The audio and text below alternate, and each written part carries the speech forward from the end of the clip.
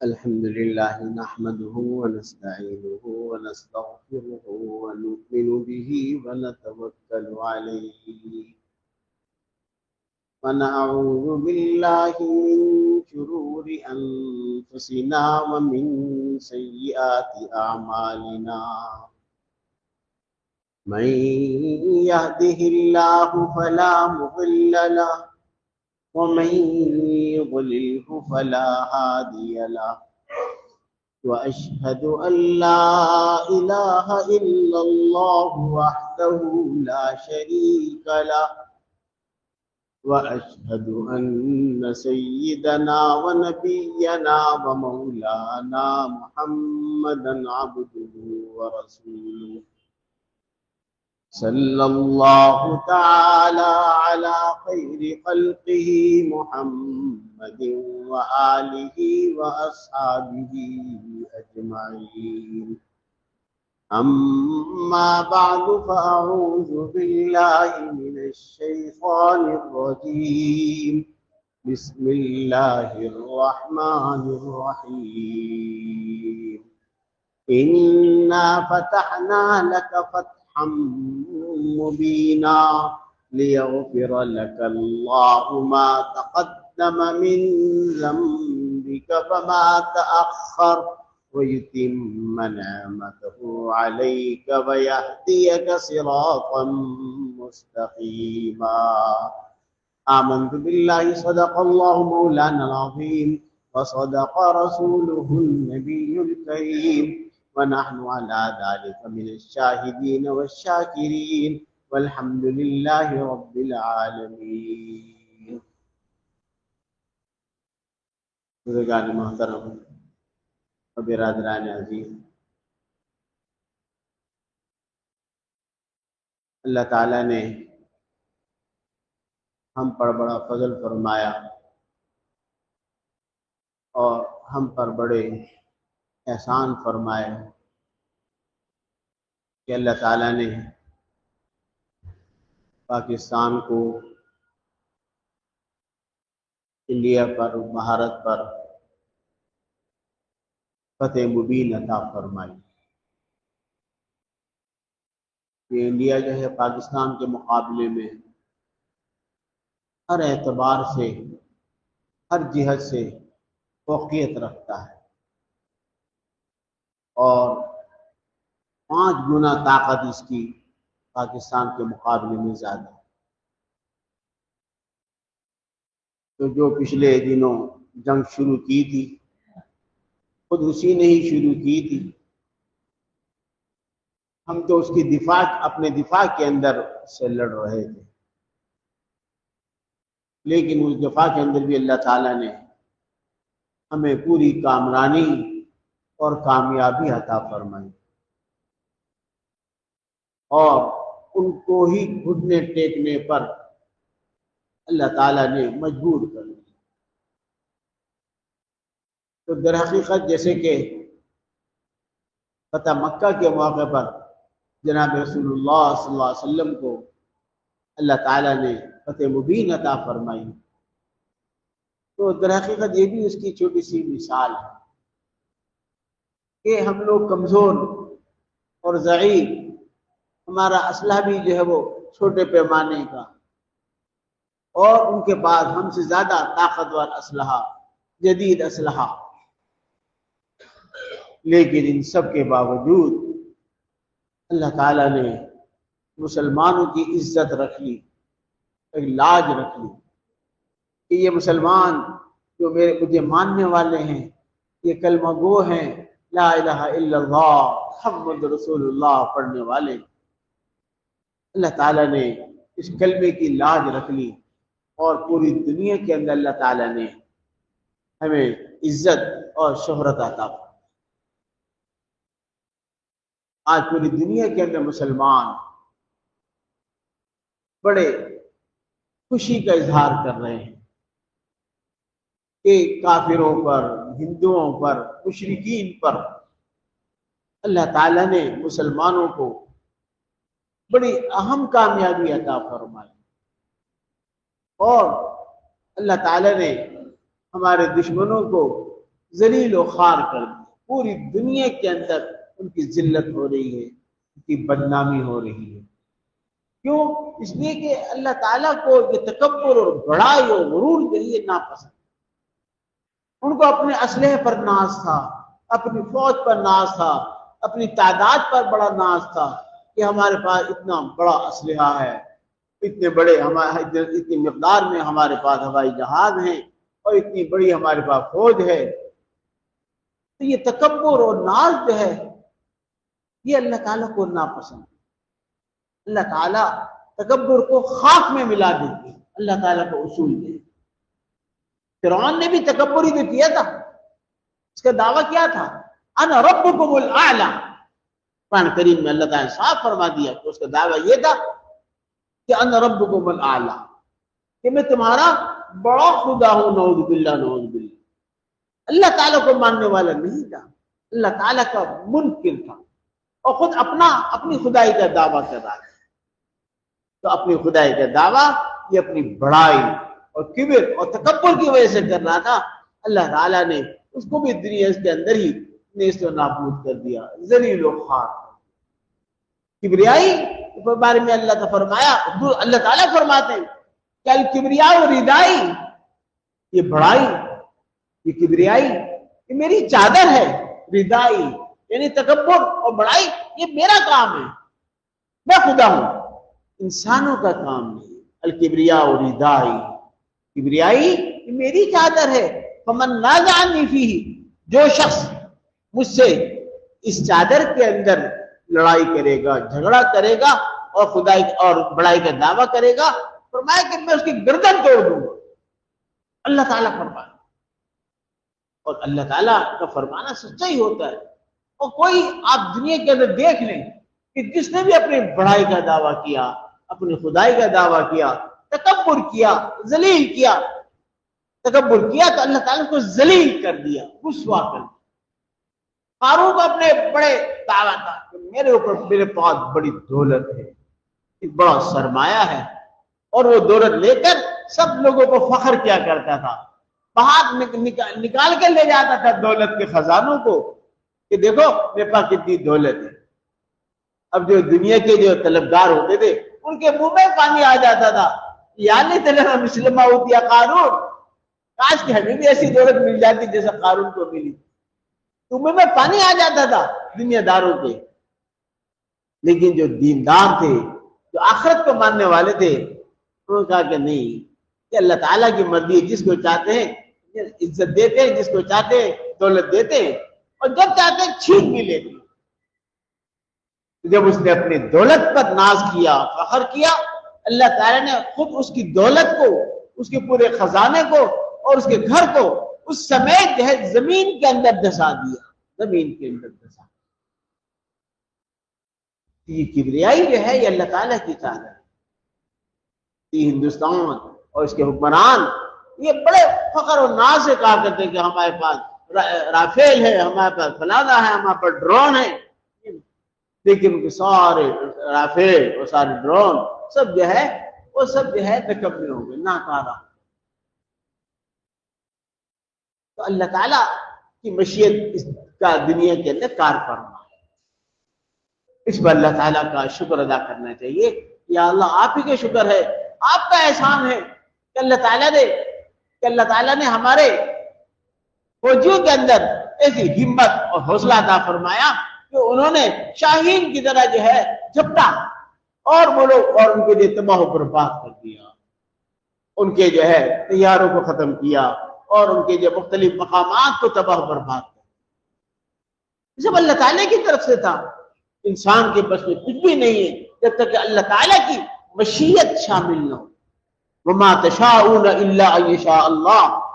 تم لوگ کوئی کچھ نہیں چاہ سکتا جب تک کہ اس کی چاہت اللہ تعالیٰ کی چاہت کے موافق نہ ہو جائے. وما تشاءون الا ان یشاء اللہ ان اللہ کان علیما حکیما, اللہ تعالیٰ جاننے والے, حکمت والے. ہماری خواہش کیا, ہماری خواہش جب اللہ تعالیٰ کے خواہش کے موافق ہو جائے گی کام بن جائے گا. ہماری خواہش اللہ میاں کے خواہش کے مخالف ہوگی کام نہیں بنے گا. اسی اللہ تعالیٰ کی مشیت, اللہ تعالیٰ کی قادر مطلق ہونے کی بنیاد پر اللہ تعالیٰ نے اپنا کرشمہ کر دکھایا کہ ذرا سی دیر کے اندر ان کو ملیہ بیل کر دیا اور جنگ بندی پر اعلان کرنے لگے کہ ہماری جنگ بند کرا دی جائے، نہیں تو ہم اور تباہ و برباد ہو جائیں گے، اور تباہ و برباد۔ بہرحال بعض لوگ یہ بھی کہنے لگے جنگ تو چلنی چاہیے تھی تاکہ اور زیادہ بربادی ہو، بعض لوگوں کی خواہش یہ بھی ہے،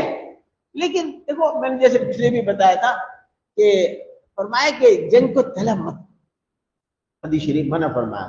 لیکن جب جنگ مسلط کی جائے تو پھر ثابت قدمی کے ساتھ دوڑو، مقابلہ کرو دشمن۔ اس لیے جب بند ہو گئی بند ہو، اسی میں عافیت مانگنی چاہیے اللہ تعالیٰ سے، اس لیے کہ جنگ کے اندر کیا ہوتا ہے، املاک کا نقصان اور اسلحے کا نقصان، انسانوں کا نقصان اور تباہی بربادی جو ہے وہ جنگ کے اندر ہوتی ہے۔ اس لیے عافیت مانگنی چاہیے کہ یا اللہ عافیت کی زندگی عطا فرما، راحت و آرام والی زندگی عطا فرما، چین اور سکون والی زندگی عطا فرما۔ لیکن جب کبھی بھی دشمن ہمارے اوپر مسلط ہو جائے، دشمن ہم حملہ کرے تو ہمیں پھر خاموش نہیں بیٹھنا، ہمیں بھی آگے بڑھ کر مقابلہ کرنا۔ بہرحال جو ہے ہمیں اللہ تعالیٰ کا شکر ادا کرنا چاہیے، اور جتنا شکر ادا کرو گے اللہ تعالیٰ نعمتوں کے اندر اور اضافہ فرمائے۔ اللہ تعالیٰ کے اصول یہ ہے، قرآن کریم میں صاف صاف اللہ تعالیٰ فرمایا کہ لئن شکرتم لازیدنکم، اگر تم شکر ادا کرو گے اللہ تعالیٰ فرمائے گا لازیدنکم، میں زیادہ نعمتوں کے اندر اضافہ کروں گا، اور خالی یہ نہیں کہا کہ اضافہ کروں گا، ضرور اضافہ کروں گا۔ 2 مرتبہ ضرور کے لفظ لائیں گے تب اس کا ترجمہ صحیح بنے گا، لازیدنکم، کہ میں نعمتوں کے اندر ضرور اضافہ کروں۔ تو اللہ تعالیٰ نے ہمیں فتح مبین عطا فرما دی، اب اس کو ہمیشہ برقرار رکھنا ہے، اللہ تعالیٰ کا شکر ادا کرو کہ یا اللہ آپ کو شکر ہے کہ آپ نے وسائل کی کمی کے باوجود مسلمانوں کی عزت کی لاج رکھ لی، پاکستان کی عزت کی لاج رکھ لی، اور پاکستان کو دنیا کے اندر سرخ روئی عطا ہو گئی، ہمارے فوج کو بھی سرخ روئی عطا ہوئی، اور ہمارے ملک پاکستان کی بھی عزت وقار ہو گیا، مسلمانوں کا عزت و وقار پوری دنیا کے اندر جب بلند ہو، یہ سب اللہ تعالیٰ کا شکر ہے۔ لہذا اس پر اللہ تعالیٰ کا شکر ادا کرنے دیں، شکر ادا کریں گے انشاءاللہ تعالیٰ آئندہ بھی کوئی مرحلہ آئے گا اللہ تعالیٰ کی مدد آئے گی، اللہ تعالیٰ کی مدد ضرور آئے گی، اس لیے کہ ہم شکر ادا کر رہے ہیں۔ لیکن شکر ادا کرنے کے اندر ہم کہیں آپے سے باہر نہ ہو جائیں، کہیں غلط کاموں میں نہ لگ جائے۔ بعض اوقات زیادہ خوشی جب انسان کو ہوتی ہے نا تو خوشی میں انسان جو ہے وہ حدود سے باہر ہو جاتا ہے، آپے سے باہر ہو جاتا ہے اور غلط کام بھی کرنے لگتا ہے۔ تو میں کہتے ہیں یہ نہیں، شکر کا ادا کرنے کا پہلا طریقہ یہ ہے کہ اللہ تعالیٰ کے حضور جو ہے 2 گانا صلاۃ شکر ادا کی جائے، 2 گانا صلاۃ نفل برائے بطور شکر کے ادا کی جائے، بطور شکرانے کہ یا اللہ ہم آپ کا شکر ادا کرتے ہیں کہ آپ نے ہماری عزت رکھ لی، ہماری لاج رکھ لی، اور آپ نے اس جنگ کو بھی ختم فرما دیا اور ہمیں سکون و اطمینان عطا فرما دیا۔ لیکن جنگ ہوتی ہے تو آدمی کو سکون نہیں رہتا، پتہ نہیں کل کیا ہو جائے گا، پرسوں کیا ہوگا، کہاں پر حملہ ہوگا، کتنے آدمی مریں گے اور کتنے جیئیں گے، پتہ نہیں ہوتا۔ جب جنگ بند ہو گئی اطمینان آ گیا کہ بھئی چلو جان چھوٹی، جان بھی چھوٹی اور لاکھوں بھی پائے، عزت بھی ملی اور سلامتی بھی عطا ہوئی، اور اللہ تعالیٰ نے ہمیں سرخ روئی بھی عطا فرمائی۔ تو پہلا کام ہم ادا شکر کے لیے یہ کریں کہ 2 گانا اللہ تعالیٰ کے حضور پڑھ لے یا صلاۃ شکر کے طور پر، اور دوسرے اللہ تعالیٰ کے شکر ادا کرنے کے لیے حضور صلی اللہ علیہ وسلم نے ہمیں بڑے عجیب و غریب الفاظ عطا فرمائے۔ تو میں اللہ تعالیٰ کا شکر ادا کرنا ہو تو کہو اللہم لک الحمد ولک الشکر، اللہم لک الحمد ولک الشکر، اللہم لک الحمد ولک۔ اس کا کثرت سے جو ہے وہ ہم یہ تذکرہ کریں، اللہ تعالیٰ کا ذکر کریں۔ حضرت ڈاکٹر عبدالحی صاحب رحمۃ اللہ علیہ، شاید آپ حضرات میں سے ملاقات ہوئی ہوگی، یہ کراچی میں سن 86 میں انتقال ہو گیا تھا۔ تو حضرت اپنے بیان کے اندر فرمایا کرتے تھے کہ جب میں چھوٹا تھا تو میں اپنے نانا کے گھر گیا، والدہ مجھے نانا کے گھر لے گئی، رات وہیں قیام کیا میں نے۔ تو میں نے رات کو دیکھا عشاء کے بعد کہ جب نانا سونے لگے، بستر پر جانے لگے، تو بستر پر بیٹھ کر اور مسلسل یہ الفاظ زبان سے نکال رہے ہیں، اللہم لک الحمد ولک الشکر، اللہم لک الحمد ولک الشکر، اللہم لک، مسلسل پڑھے جا رہے، کافی دیر تک پڑھا اور پھر سو گئے۔ جب صبح ہوئی تو میں نے نانا سے پوچھا کہ نانا اب یہ رات کو جو بیٹھ کر آپ یہ الفاظ کہہ رہے تھے یہ کیوں کہہ رہے تھے؟ تو نانا نے کہا کہ بیٹا سارا دن صبح سے لے کے شام تک دنیا کے اندر مصروف رہتے ہیں، کام کاروبار بھی ہیں، کھانا ہے، پینا ہے، چلنا پھرنا، ہر دنیا کے کام دھندے ہم کرتے رہتے ہیں، لیکن جب اس کے اندر اللہ تعالیٰ کی نعمتیں استعمال کرتے ہیں تو اس نعمتوں پہ شکر ادا کرنا جب وہ رہ جاتا ہے، بھول جاتے ہیں، ادا ہوتا نہیں ہے۔ تو میں عشاء کے بعد جب سونے لگتا ہوں تو صبح سے لے کر شام تک جو جتنے اللہ تعالیٰ کی نعمتیں استعمال کی ان کو ایک ایک کر کے یاد کرتا ہوں، اور یاد کر کے ہر نعمت پر ایک مرتبہ اللہم لک الحمد ولک الشکر۔ ویسے تو ہم اللہ تعالیٰ کی نعمتوں کی شکر ادا کر ہی نہیں سکتے، اسی کا اللہ تعالیٰ کی نعمتیں ایسی ہیں جو انگنت ہیں، ہم شمار نہیں کر سکتے اللہ تعالیٰ کی نعمتوں کو۔ وَإِن تَعُدُّوا، قرآن کریم اللہ تعالیٰ خود فرما رہے وَإِن تَعُدُّوا نِعْمَتَ اللَّهِ لَا تُحْصُوهَا، اگر تم اللہ تعالیٰ کی نعمتوں کو شمار کرنا چاہو شمار تم نہیں کر سکتے۔ اور امام غزالی رحمۃ اللہ علیہ نے کیا لکھا ہے کہ انسان کی جو سانس آ رہی ہے اور سانس جا رہی ہے، یہ سانس آنا اور جانا یہ اللہ تعالیٰ کی نعمت ہے۔ تو سانس جو ہے آ رہی ہے اور جا رہی ہے، جب ایک مرتبہ آدمی سانس لیتا ہے تو فرمایا کہ اس پر جو ہے اس نے دو نعمتیں استعمال کر لی، دو نعمتیں حاصل ہو گئی، اور ان دو نعمتوں پر اس کو کم از کم دو شکر تو ادا کرے۔ اب ایک سانس کے اندر وہ ایک ہی مرتبہ شکر ادا کر سکتا ہے، دو مرتبہ کیسے ادا کرے گا؟ اسی کہ سانس کا آنا بھی نعمت، سانس کا باہر نکلنا بھی نعمت، دو نعمتیں ایک سانس کے اوپر انسان کو حاصل ہو رہی ہیں، اسی کہ جہاں سانس بند ہوئی انسان دنیا سے چلا۔ فرمایا ایک سانس کی نعمتی ایک لے لو تو تب اس پر بھی تم اللہ تعالیٰ کا شکر ادا نہیں کر سکتے، اس لیے یہ عاجز ہونے کا اقرار کر لو کہ یا اللہ ہم عاجز بندے ہیں، آپ کی نعمتوں کا شکر ادا نہیں کر سکتے، یا اللہ جو ٹوٹی پھوٹی شکر ادا کر رہے اسی کو آپ اپنے بارگاہ کے اندر قبول فرمائیں۔ تو حضرت کے نانا فرمایا کرتے تھے کہ میں رات کو بیٹھ کر صبح ناشتہ کیا تھا، یا اللہ آپ کا شکر الحمدللہ لک الحمد، صبح ناشتے کے اندر انڈا کھایا تھا اللہم لک الحمد، پراٹھا کھایا تھا اللہم لک الحمد، پھر وہاں سے میں دفتر پہنچ گیا تھا خیریت سے اللہم لک الحمد ولک الشکر، ایک ایک نعمت، سواری جو مل گئی تھی مجھے اللہم لک الحمد ولک، دوپہر میں کھانا کھایا اللہم لک الحمد، جب دکان کھول کے بیٹھ گیا تو گاہک آنا شروع ہو گئے تو ہر گاہک کے اوپر اللہم لک الحمد ولک الشکر، گاہک اللہ بھیج رہے ہیں، تو آپ پکڑ کے تو نہیں لا سکتے کسی گاہک کو کہ اللہ تعالیٰ دل میں ڈال دیں کہ فلاں دکان پہ جاؤ خریدو مال، تم فلاں دکان پہ جاؤ، تم فلاں دکان پہ جاؤ، گاہک پہ بھیجنا یہ اللہ تعالیٰ کی مرضی کے مطابق ہر گاہک کے اوپر اللہ کا شکر ادا،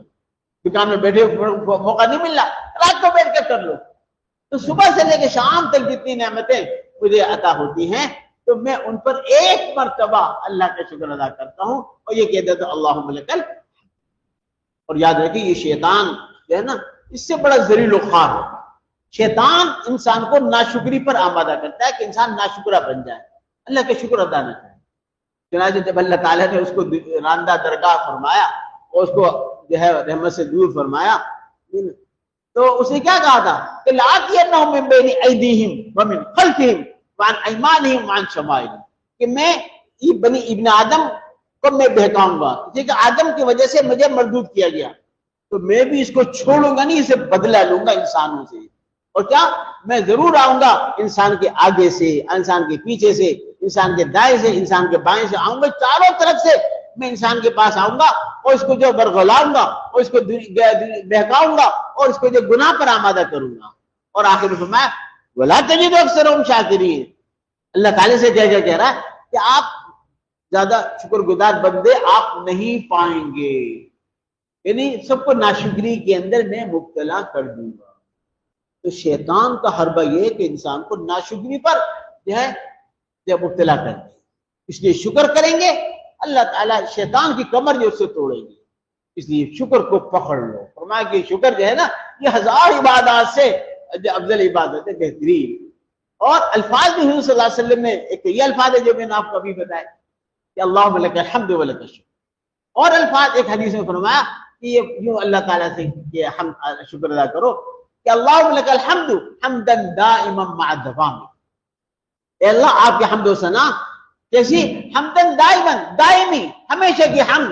مع دوامی، جب تک کہ آپ موجود ہیں، مع دوامک، اے اللہ آپ جب تک دائم اور قائم ہیں۔ اللہ تعالیٰ تو ہمیشہ ہمیشہ کے لیے